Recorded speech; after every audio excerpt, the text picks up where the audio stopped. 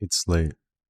The streets are quiet, deserted, under the restrictive shadow of a nationwide lockdown. You're walking home, minding your own business. Maybe you're on the phone. Maybe you're just listening to music. You feel safe. Why wouldn't you? It's your city, your home. But what if that feeling of safety was a lie? What if the very uniform you're taught to trust, the very authority sworn to protect you, was the ultimate predator? Ladies and gentlemen, boys and girls, and everything in between, do I have a story for you?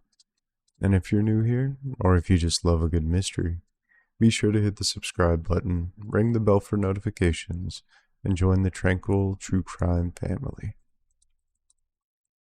The date was March 3rd, 2021. The place, South London, England.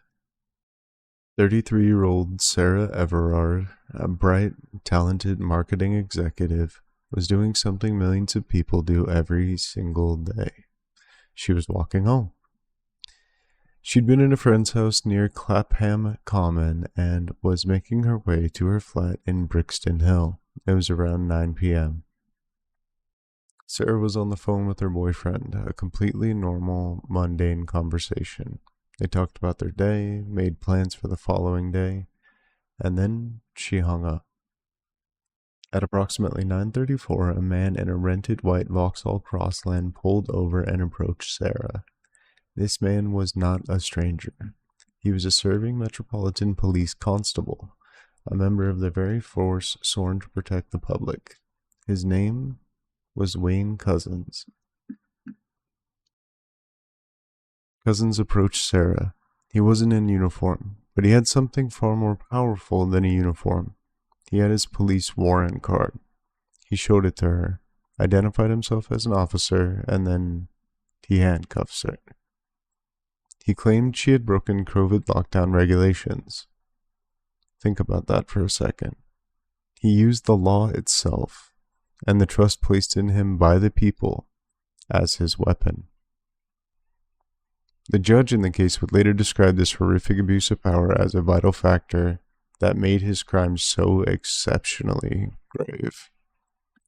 The sheer audacity of his actions in the moments and days following the abduction is truly disturbing. Once in Kent, he took her to a remote, densely wooded area near Ashford, where he owned a plot of land. Here, in the early hours of the morning, he assaulted her and strangled her.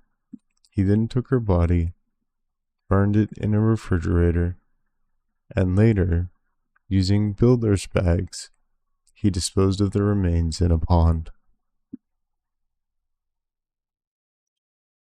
But the story doesn't end there. In the days that followed, Couzens returned to the scene of the crime multiple times. Once to fill a petrol can to burn the body, and another time to dispose of her remains. On March 8th, he calmly reported himself sick from work, even turning in his police equipment, including the very belt and handcuffs he had used to commit the murder. As the days passed and Sarah's disappearance became a high-profile missing persons case, police investigators used CCTV and ANPR, or automatic number plate recognition, to meticulously retrace the path of the hired Vauxhall. The digital trail of breadcrumbs led them directly to Wayne Couzens. On March 9th, he was arrested at his home in Deal, Kent. But the horrifying twist? The police investigation revealed a history of troubling behavior that had been completely ignored.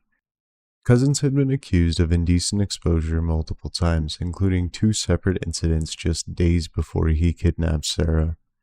The public inquiry that followed his conviction found that he had a history of alleged sexual offenses and that multiple red flags were missed by 3 different police forces during his vetting.